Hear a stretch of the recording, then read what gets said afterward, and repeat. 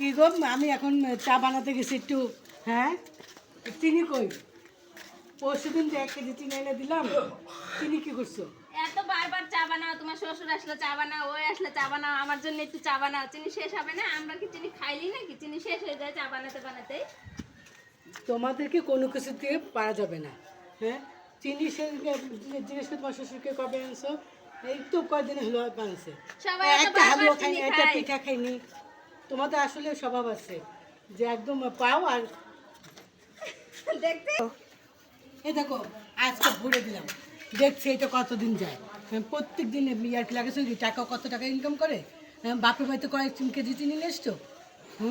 প্রত্যেক দিন শুধু এই নাই সেই নাই, এই নাই সেই নাই। বারবার খালি চা বানাও চা বানাও, একটু পর পর চা বানাও চা বানাও, চিনি শেষ হবে না? আমরা কি চিনি খাইলি নাকি? এই দেখো বন্ধুরা, 2 দিন হলো আমি এতখানি তেল এনে দিলাম, 1.5 কেজি তেল এনে দিলাম। তুমি জানে সহ্য হবে? দেখো বৌদের গুণ দেখো শুধু। প্রত্যেক দিন বলি তেল কম দাও, তেল তেল বেশি খাও, ভালো কোত্থেকে শিখছো?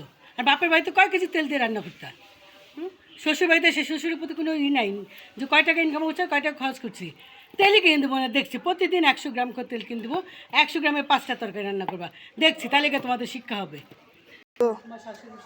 একটু তেল আছে তো আমি কি করব? সকালবেলা এই রান্না করো, পরোটা বানাও, আবার দুপুরে এত রান্না, এত ভর্তা করো, ভাজি করো, একজনের জন্য মাছ রান্না করো, ডিম রান্না করো, আইটেমের শেষ নাই। তাহলে কি তেল শেষ হবে না? তেল কি আমরা পানির মতো ঢাইলে দিই নাকি? আমি করিনি। এই তেল দিয়ে আমি সংসার চালাইনি। তো শ্বশুরকে জিজ্ঞেস করো মাসে কয় কেজি তেল লাগবে। তখন অল্প মানুষ ছিলেন, অল্প অল্প রান্না করা হয়েছে, এখন বেশি বেশি তখনই রান্না আমরা করতে ভালো হয়, খাইছি। বেশি এখন তেল শেষ হয়ে যায়। তখনই আমরা ভালো খাইছি। এখন বউরার সাথে তরকারিতে তেল পাই না, ওদিকে পরোটা, নিজেদের নুডলস, নিজেদের চটপটি, নিজেদের এই সেই। বাপে বাড়িতে যেদিনকে বলবো যে নিয়ে আসো গা, সেদিনকে তোমাদের শিক্ষা হবে। কয়টা বলবো তোমাদেরকে? এই দেখো, হুইল কবে বানিয়েছিলাম, 1 কেজি হুইল গেছিলাম, ভাত খাওয়ার মতো করে খাই শেষ করে দিচ্ছি।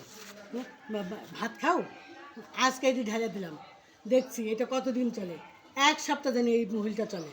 হুইল কি খাওয়ার জিনিস নাকি? এত মানুষের কাপড় ধুতে হয়, ছেলে পেলে আছে বাড়িতে, বাচ্চাদের কাপড় ধুতে হয়, বড় মানুষের কাপড় ধুতে হয়, সব কাপড় চোপড় ধুতে তো শেষ হয়ে যায়। হুইল কি খাওয়ার জিনিস যে আমরা খাই ফেলি? আপনারা ছেলে বিয়ে দিয়েছেন কিসের জন্য?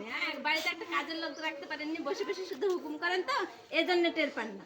কাজ করবেন আর খাবেন, তাহলে বুঝবেন যে কাজে কতক্ষণ লাগে আর শেষ হয় কিভাবে। তোমরা বিয়ে করছো কিসের জন্য?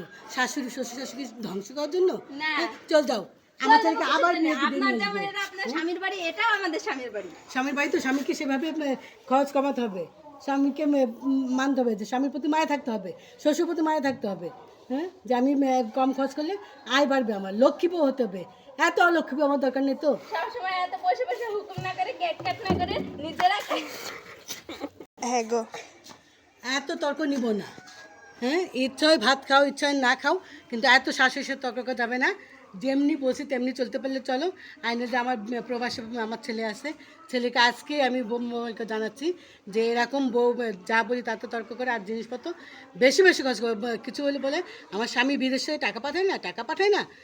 কত টাকা তুই পাঠাস? সব টাকা কি এই সাবান, হুইল, তেল, শ্যাম্পু এগুলি কিনতে শেষ করবো? না কিছু জমাবি?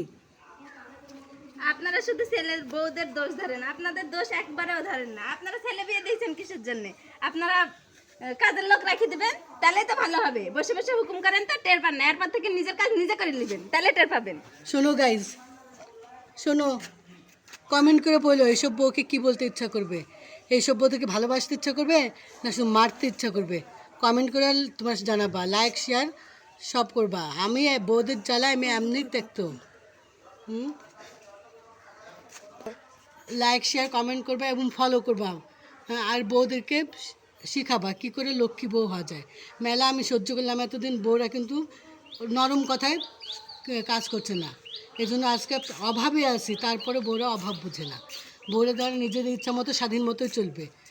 আর যত টেনশন সব আমার ছেলে, আমার স্বামীর, আমার কেন? লক্ষ্মী বউ হতে হলে আয় বুঝে ব্যয় করতে হবে।